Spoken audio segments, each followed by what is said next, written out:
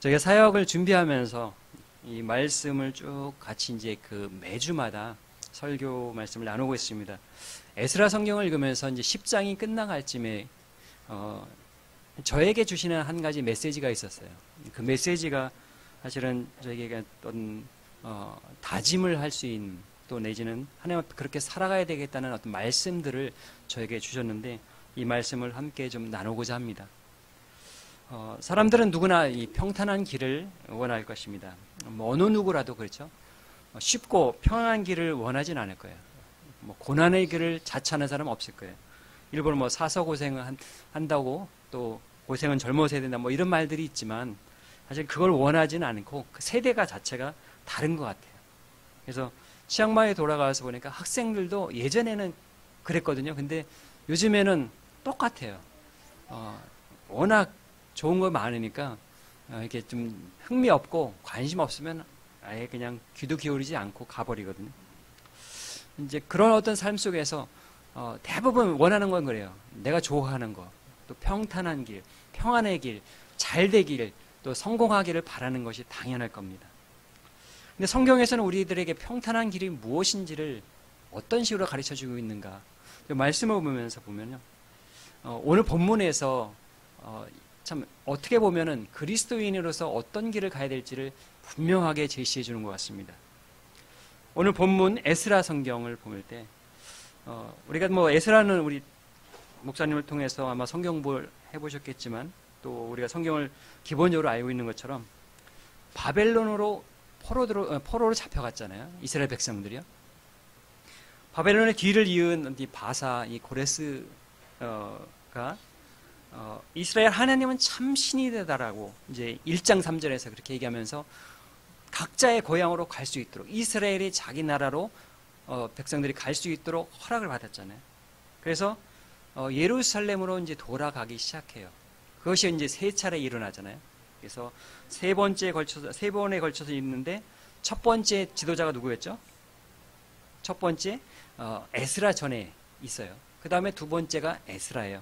세 번째는 뒤에 있는 느헤미야를 우리가 얘기할 수 있겠죠. 첫 번째 지도자, 인도자였던 그 2장 2절에 스룹바벨에 대한 이야기들이 여러 가지 나오고 있어요. 그런데 바벨론으로 포로로 잡혀갔던 이 70년이라는 시간들을 종살이로 살았잖아요. 근데 종살이 살다가 고레스가 너네 나라로 돌아가라고 했을 때 돌아간 사람의 숫자를 보니까 한 1차 한 5만 명 정도 돼요. 그리고 2차에는 약 한 6천에서 7천 명 정도 봐요. 사실 오늘 본문 성경에서는 자세히 보면 1,500명으로 기록되어 있는데, 남자로만 얘기했으니까 곱하기 뭐 5나 6 하면 한 거의 6천, 7천 될 것 같아요. 그리고 느헤미야도 이제 있겠죠. 다 돌아온 사람을 보면 6만에서 한 7만, 한 10만, 많이 잡아도 맥시멈 10만 명을 넘지는 못해요. 근데 돌아갈 때 포로로 잡혀간 숫자를 얘기해 보면 거의 100만 이상, 어떤 분은 200만까지 봐요. 그러니까 10만이면 몇 분의 몇이죠? 200만이니까 10만, 100만, 10분의 1, 20분의 1, 20분의 1 정도가 돌아온 거죠. 극소수가 돌아오게 되죠. 근데 1차 때 돌아와서 뭐 했습니까? 스룹바벨과 더불어서 성전을 다시 만들죠. 그래서 이거를 우린 스룹바벨 성전이라고 이렇게 일컬기도 하지만, 그래서 완성이 됐어요.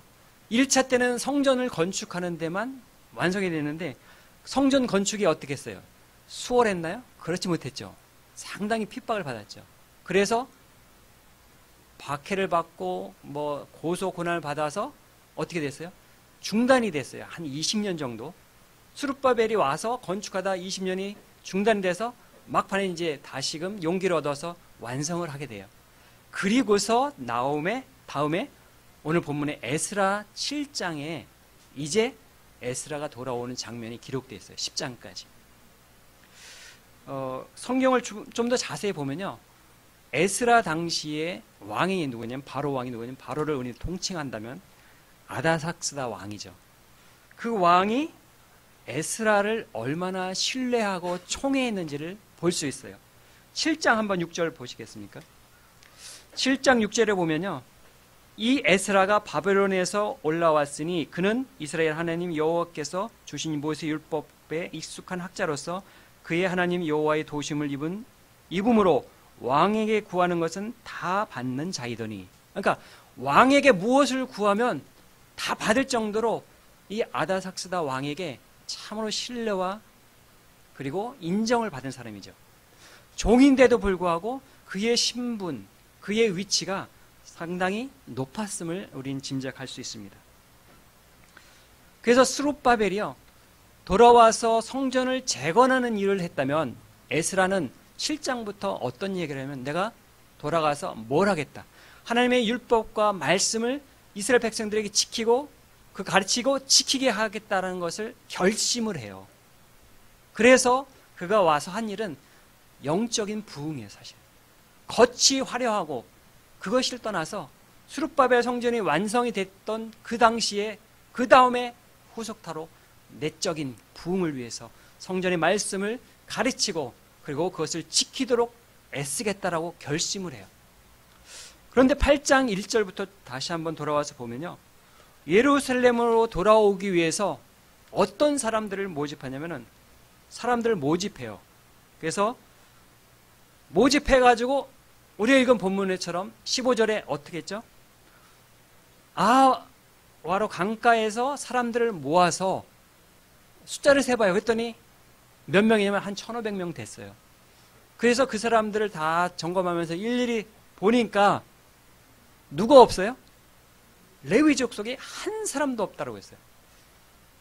에스라의 족보를 따지면요, 레위 족속의 16대 손인데 왜 자기만 빼놓고 다른 사람들 한 사람도 동참하지 않았을까? 물론 1차 때 아마 갔을 거예요. 그런데 2차에 한 사람도 없어요. 근데 좀 황당할 것 같아요. 나 빼고는 아무도 없네? 근데 이 에스라가 가는 목적이 뭐죠? 하나님 앞에 말씀을 가르치고 그것을 수행하고 지키도록 힘쓰려고 했는데 같이 가는 동역자 무리가 없어요. 그러니까 어떻게 얘기하겠어요? 25절에 보는 것처럼 아다사스다 왕에게 특별한 명령을 받고 예루살렘에 돌아가서 가르쳐야 되는 그런 상황에서 한 사람도 없으니까 16절부터 다시 사람을 모아요. 족장들을 보내요. 그래서 7명을 족장을 보내서 사람을 좀 모아오라. 그래서 막 모으기 시작해요. 그래서 8장 1절부터 보면은 나오는 내용들이 그런 내용입니다. 만약에 에스라만 돌아갔다면 어떤 상황이 발생했을까? 기존에 있던 사람과 더불어서 할 수도 있지만 그러나 아마 원활하지는 못했던 것 같아요. 짐작하겠죠? 성전을 재건하고 힘 빠진 사람들하고 이제 다시금 뭔가를 할 수는 없을 것 같아요. 물론 할 수 있겠지만 그러나 그것을 100% 할 수는 없겠죠. 자기가 원하는 것을 할 수는 없겠죠. 그러니까 에스라가 사람들을 모아가지고 채워가지고 결국은 나중에 데려온 사람들이 보니까 어떤 사람들이에요? 한 220명 정도 모였어요. 근데 220명 중에서 나온 사람들의 숫자 중에서 일부를 보니까 누구였죠? 느디림 사람들이에요. 이 사람들은 사실은 레위 족속이 아니잖아요. 어떤 사람이면 과거로부터 레위 족속에게 속해서 심부름꾼이었어요. 허드렛이라는 사람이에요. 성전에서 뭐 빨래 빨거나 아니면 뭐 핏물 제거하는 뭐 그런 일을 하는 성전에서 수종드는 사람들을 섬기는 사람이에요. 그런 사람들까지 합쳐서 220명이에요. 그러니까 레위 족속까지 합치면은 사실 그 안에서 분별하면 소수에 불과하겠죠. 이런 상황이 발생했을 때 그나마 이제 에스라가 어쩔 수 없이 이제 갈 수밖에 없는 상황이잖아요. 근데 모집해가지고 가야 되는 상황에서 왜 에스라가 3일이라는 시간을 두고서 금식을 선포하면서 기도를 했을까? 사람들이 모였으면 빨리 가야지 왜 이렇게 기다리고 있어? 지체하고 있어? 거기다 웬 금식이야? 갈 길도 먼데. 아마 얘기할 수 있어요. 바벨론에서부터 예루살렘까지 거리가 약 한 1,400km 정도 떨어졌대요. 그러니까 이제 태국에 이제 짐작하면, 태국을 얘기하면 안 되고. 제가 이제 오늘 부산을 갑니다. 그러니까 서울에서 부산까지 가는데 한 50km 정도 잡아요. 그러면 서울을 왔다 갔다 몇 번 이제 서울 부산 왔다 갔다 몇 번 하면 되겠죠. 제가 태국에서 저희 치앙마이가 산 꼭대기 있거든요. 거기서부터 남쪽까지 거의 한 1000km 정도 뛰어봤어요. 그랬더니 차로 한 18시간 걸리더라고요. 중간에 뭐 30분 쉬고 30분 계속. 근데 1400km를 가려니까 차가 아니고 사람이 가려면요. 여기 계산해 보니까 3개월 18일 걸린대. 걸어서. 근데 3개월 18일을 6,000명이 가려고 해봐요. 근데 사람만 걸어가는 게 아니잖아요. 깐난쟁이도 있을 것이고. 근데 성경을 더 보다 보면 그 안에 뭐가 있어요? 돌아가서 예물 드릴 금은 귀금속 뿐만 아니라 짐승까지 있어요. 그거를 데리고 6,000명이 이동을 하는 거예요. 3개월 18일 동안. 이게 얼마나 큰 일입니까? 근데 그런 큰 일 앞에서 에스라가 하나님 앞에 매달릴 수밖에 없잖아요. 지도자잖아요. 하나님 앞에 금식을 선포하면서 어떤 기도를 했죠? 21절에 보니까 평탄한 길을 구했어요. 하나님 앞에 평탄한 길을. 안전하게 도착하도록 위해서 기도했어요. 당연히 기도하게 됐죠. 지도자니까. 그런데 22절에 보면은 어떤 이야기가 나오면 22절 마지막에 보세요. 왕에게 구하기를 부끄러워하였다. 뭘 구하기를 부끄러워했어요? 보병과 마병, 군대를 구하기를 부끄러워했어요. 이 얘기는요, 반대로 구하지 않았다는 거잖아요. 6,000명이나 되는 사람들이 가는데 왕에게 군대를 구하지 아니하고 어떻게 했어요? 우리들끼리 가겠습니다. 알아서 하겠습니다. 그 얘기예요. 근데 그냥 간 것이 아니라 귀금속부터 해가지고 먹을 거, 그 다음에 짐승들까지 가는데 자기들을 보호해줄 군대를 구하지 않았어요. 만약에 에스라가요, 바로 왕에게 나에게 군대를 좀 보내주세요. 우리가 가는데 안전하게 도착할 수 있도록 한마디만 하면 왕이 6,000명이 아니라 10,000명을 줄 수 있어요. 그런데 에스라가 그에게 구하지 않았다는 거예요. 그러면서 하나님 앞에 매달리면서 하나님께서 우리를 보호하고 지켜주시고 안전하게 인도하실 것이라는 확신을 가지고 하나님 앞에 매달리면서 기도할 수밖에 없는 내용이 오늘 본문의 내용이에요. 이 대목에서 우리가 다시 한번 우리 삶을 아마 점검해 볼 필요가 있을 것 같아요. 제 자녀. 사람들이요, 그렇죠. 믿음이 있어요. 그래서 모든 염려를 주께 맡기라. 그러면 밤낮 부르짖으며 기도하면서 우리가, 그런데 어느 순간에 정말 긴급한 시간에 우리는 내려놓지 못하는 그런 순간이 있잖아요. 근데 에스라는 6,000명이나 되는 사람들을 인도하면서 정말 정적으로 중요한 하나님 앞에 한 가지, 하나님께서 인도하실 거예요. 그 확신을 가지고 결단하는 거예요. 지도자에 이런 지도자가 있으면 참 좋겠다는 생각이 들어요. 지난 6.13 지방선거에서 당을 떠나서 지도자를 세우는 것이 중요하잖아요. 요즘 세계 정세 속에서 보면 지도자가 얼마나 중요한지를 보잖아요. 근데 그런 지도자가 국민을 보호할 생각 안 하고, 우리 하나님 앞에 기도하자. 다 열국도 필요 없어. 미국도 필요 없고 중국은 다 필요 없어. 우리 하나님 앞에만 기도하자. 그랬을 때 이 국민들이 어땠을까요? 당장 탄핵 대상이 됐겠죠. 근데 에스라는 하나님 앞에 다 필요 없으니까 우리 기도하자. 기도하자. 기도밖에 없어. 라면서 금식을 선포하고서 매달려서 금식했더니 하나님께서 어떻게 인도하셨죠? 22절에 그의 응답하심을 입었다라고 했어요. 그래서 사실 24절부터는 돌아가서 하나님 앞에 예물 드리고 기뻐하면서 찬양하는 것을 보게 됩니다. 이런 어떤 신앙의 어떤 모범을 보면서요, 에스라가 그동안에 살았던 삶이 어땠는지를 우리는 볼 수 있었으면 좋겠어요. 그가 바로왕에게 늘 얘기했어요. 어떤 얘기를 했죠? 살아가신 전능하신 하나님. 그러니까 1장 3절에 고레스가 참 하나님, 그 하나님에 대해서 인정을 할 수밖에 없는 그런 어떤 삶들을 그가 살았을 것 같아요. 수룹바벨이 1차 성전을 건축하다가 중단됐을 때 많은 상소들이 들어왔을 거 아니에요. 방해 공작들이 들어왔을 때 20년이라는 시간 잠깐 멈췄지만은, 그러나 그 다음에는 순식간에 이루어질 수밖에 없었던 것은 바로 바벨론 궁에서 에스라와 같은 사람이 계속해 끊임없이 그곳에서 왕에게 살아계신 하나님을 증거하면서 확신을 주셨던 것 같아요. 본을 보여주셨기 때문에 바로 왕에게 자기가 갈 길에 군대를 구하지 아니한 것에 대해서 확신을 가지고 얘기했을 때 왕이 그래, 너의 하나님을 내 신뢰하니까 너 그렇게 하라. 근데 이게 모험이잖아요. 그 모험 앞에 우리 신앙이 종종 그런 모험 가운데에서 우리는 어떤 선택을 하고 어떤 길을 가는지를 돌이켜봤으면 좋겠습니다. 에스라가 이런 어떤 모범을 보였다면요, 두 번째로 우리가 좀 볼 수 있는 사람은 마지막에 갔던 레위인과 느디님 사람들이에요. 이 사람들은 처음에는 결단하지 못했어요. 근데 두 번째 갔을 때 같이 갔잖아요. 결단했잖아요. 같이 가면서 바벨론에서 사실 살아도 돼요. 왜냐하면 70년이라는 시간이 흘렀잖아요. 70년이라는 시간이 흘러가는 동안에 그들은 이미 종살이로 살고 있지만 자리를 잡고 안정된 삶을 추구했어요. 그리고 고레스가 아다삭스다 왕 전 때잖아요. 그때부터 종교의 자유를 줬으면 그 다음 세대부터는요, 이미 성전이 세워질 수도 있어요. 예배의 자유가 있기 때문에 그곳에 아마 좋은 교회당이 있을 수 있어요. 그곳에 예배 드리면서 제사장으로 성직자로 살아가면서 부족함이 없을 수 있어요. 레위인들 훨씬 더 좋은 위치에 있을 수 있어요. 그런 사리를 뿌리치고 3개월 18일 동안 어려운 길을 갈아서 예루살렘에 도착하면 어때요?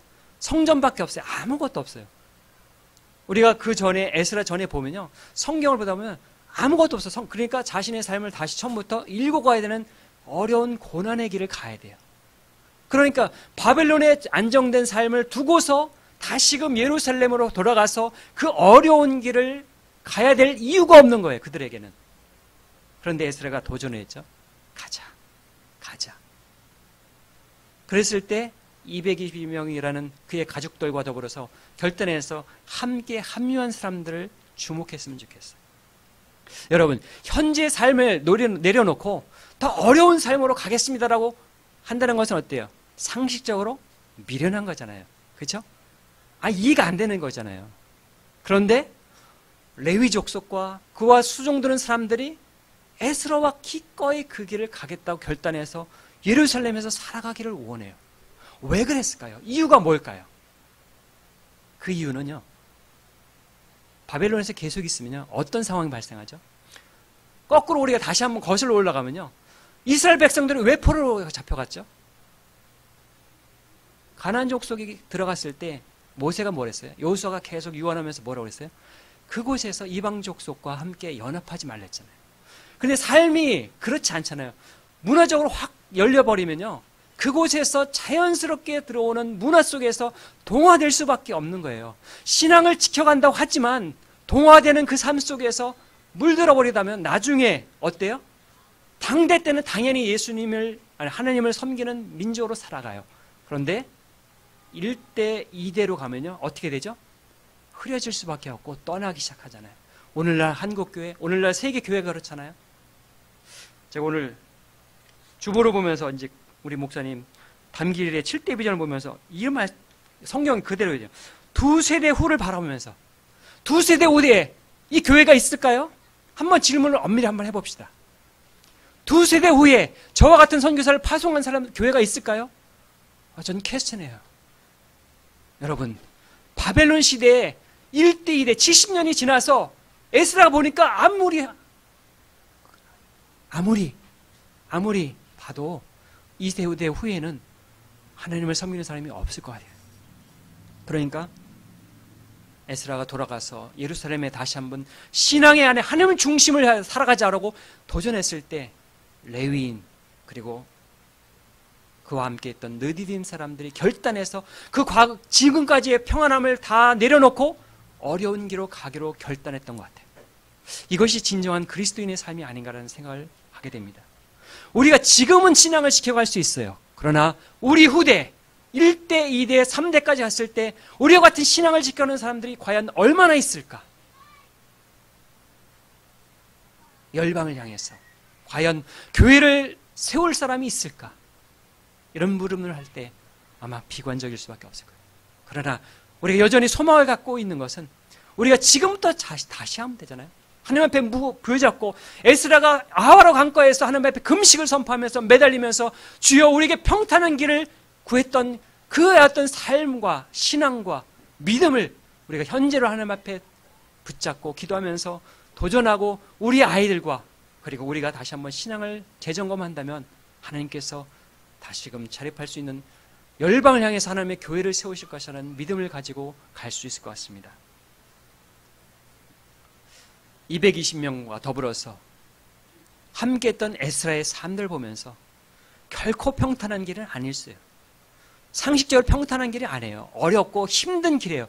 그런데도 그것을 기꺼이 그들이 받아들이고 했던 것은요, 하나님이 그들 가운데 중심의 목적이 있었기 때문에, 그곳에 의미가 있었기 때문에, 그들의 삶의 전부가 있었기 때문에 그래요. 하나님을 섬기는 거죠. 에스라와 그의 사람들이 예루살렘에 도착했을 때 그들에게 삶으로 보여줬던 것 같아요. 예루살렘에 있는 많은 사람들에게 우리가 이 어려운 길을 다시금 왔다.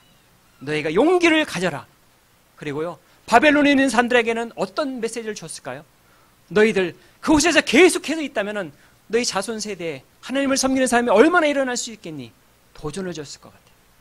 우리처럼 신앙을 지키면서 하나님을 섬길 수 있는 믿음을 가지고 그 길을 걸어가라고 그들에게 도전을 줬을 것 같아요. 우리에게, 우리의 아들과 딸들에게, 우리 후손들에게 이런 도전을 줄 수 있는 우리의 신앙인의 1세대, 지금 세대가 될 수 있기를 바랍니다. 믿음의 지도자 에스라와 그에 함께했던 220명의 사람들처럼 우리가 다시 한번 믿음을 가지고 이 시대를 살아갔으면 좋겠습니다. 이렇게 질문할 수도 있겠죠. 왜 바벨론을 떠나가야지? 난 이곳에서 정말 성실히 예배드리며 하나님을 잘 섬기고 있어. 예루살렘에만 하나님이 계신 게 아니야. 이곳에도 하나님이 계셔라고 얘기할 수 있어요. 물론 있습니다. 저도 마찬가지예요. 하나님이 한국에 계셔. 선교는 꼭 해외 나가지 않아도 돼. 꼭 태국으로 가지 않아도 돼. 이곳이 정말 선교지 같아. 그러면서 저희들 수없이 그런 생각을 많이 했어요. 그리고 안식년을 가지고서 돌아올 때는 사실을 다 짐 싸고서 한국에 머물 생각까지도 했어요. 그래서 시골교회 같은 데 작은 교회 가서 뭐 개척하면서 아니면 섬기면서 할 수 있겠지. 그런 생각을 사실은 미련을 버리지는 못했어요. 그런데 한 1년이라는 시간을 지내면서 태국을 왔다 갔다 하면서 저에게 그런 처음에 약속이 있었어요. 하나님, 제가 태국에서 20년이라는 시간을 살겠습니다. 그랬는데 아직 남아있거든요. 그래서 그게 하나에 이제 걸렸고요. 또 하나는 자꾸 이렇게 밀어붙이는 그게 막 있어요. 그거를 부딪힐 수가 없는 거예요. 치앙마이를 벗어나고자 무지 애를 썼거든요. 3년이라는 시간을 씨름했어요. 하나님, 그러면 타협했어요. 하나님, 치앙마이 아니고 다른 지역으로 가겠습니다. 그거를 몇 차례 시도했거든요. 근데 다 안 되더라고요. 사실 다른 지역에서는 우리와 함께 하자고 하는 사람들이 있어요. 현재 우린 사역자들이요. 근데 치앙마이에 꼭 가야 될 이유가 없는 거예요. 너무 힘들거든요. 그곳 상처가 너무 있어요. 그곳에 가면요, 상처가 다시 살아나가지고 제가 선교를 포기할 만큼 그 아픈 상처들이 그곳에 있어요. 최성 기사가 웃으면서 얘기했죠. 강물에 빠져 죽으려다 더러워서 못 빠져 죽을 정도로 정말 힘든 아픔들이 있는데 왜 그것을 돌아가게끔 하나님께서 만드시는 건가? 그런 질문 속에 계속해서 우리 가운데 도전을 주는 마음의 뜻이 어디냐, 목적이 어디냐, 그것을 자꾸 보게 하세요. 어렵고 힘들지만 오히려 그것을 핑계대서 평탄한 길로 가려고 하는 저의 안에 그런 습성들이 자꾸 일어나는 거예요. 근데 하나님께서는 끊어버리고 자꾸 그 길을 가게 하셔요. 그러면서 목적을 봤을 때는 당연히 돌아가야 될 길, 그 길밖에 없는 거예요. 오늘 본문 성경 에스라를 보면서 에스라 그 목적을 두었던 것 같아요. 하나님, 우리가 어떻게 해야 될까요? 에스라 그곳에서 그 권력 집단 안에 있으면서 소금과 빛으로 살아가면서 정말 그리스도를 전한다면 정말 놀라운 거잖아요. 바벨론 나라라는 큰 곳에서 높은 위치에서 그 권력으로 복음을 전할 수 있는 그런 정말 효과적인 그 위치에서 버리고 가난하고 힘든 예루살렘에 들어가서 그곳에 왜 하나님의 일을 해야 되는가? 그거 봤을 때는요, 바벨론보다는 하나님의 뜻과 목적이 예루살렘에 있었던 것 같아요. 우리가 다시 한번 아하와로 강가에서 금식을 하면서 하나님 앞에 매달리면서 정말 나 자신을 다시 한번 되돌아볼 때 우리는 무엇을 추구하고 있는가? 그리스도인인 나는 어떤 삶을 추구하고 있는가를 돌이켜볼 수 있으면 좋겠습니다. 한 사람의 지도자라고 하면 저를 보면서 저도 똑같은 입장, 에스라와 같은 결단을 할 수 있는가? 아니면 에스라와 함께 동역자를 보면서 그리스도인인 여러분들은 어떤 삶으로 결단하면서 그 길을 가려고 하십니까? 우리가 다시 한번 면밀히 우리 자신을 돌이켜 보면서 하나님 앞에 기도하면서 나아갈 수 있기를 바랍니다. 여러분, 평탄한 길을 원하시죠? 그런데 성경은 우리들에게 평탄한 길이 어떤 길이라고 말씀하고 있습니까? 하나님을 목적에 두고 우리 삶의 전부이고 그분을 의뢰하고 신뢰하면서 결단하면서 믿음으로 가는 그 길이 평탄한 길이라고 가르쳐주는 거가 있습니다. 한국에 오니까 정말 풍요로움이 많아요. 태국도 지금 점점점 풍요로워지고 있어요. 그런데 풍요로워지는 만큼 신앙의 길은 점점 어려워지는 것 같아요. 마태복음 성경 마지막 한 구절을 읽고 제가 말씀을 마치도록 하겠습니다. 7장 13절 14절 우리가 잘 아는 말씀이죠. 어떤 말씀이죠? 좁은 문으로 들어가라. 멸망으로 인도하는 문은 아주 크고 그 길이 넓어서 그 길이 들어가는 사람이 아주 많대요. 근데 생명으로 가는 길이에요. 생명으로 가는 길. 반대로 얘기하면 다른 문은 죽음으로 가는 문이죠. 생명으로 인도하는 문이요. 좁고 길이 협착해서 가는 사람이 아주 적대요. 이 세대를 들어서 우리가 어떤 길로 가는지 다시 한번 이 말씀을 묵상하며 오늘 하루 한 주간의 삶을 살 수 있기를 바랍니다. 우리 삶이 좁은 문입니까? 생명의 문입니까? 아니면 넓고 그리고 화려한 길입니까? 우리 그리스도인의 삶이 어떠에 대한 삶인지를 우리는 잘 알고 있어요. 그런데 결단을 하고 그렇게 믿음으로 고백하면서 갈 수 있는 우리 모두가 됐으면 좋겠습니다. 우리 함께 기도하겠습니다.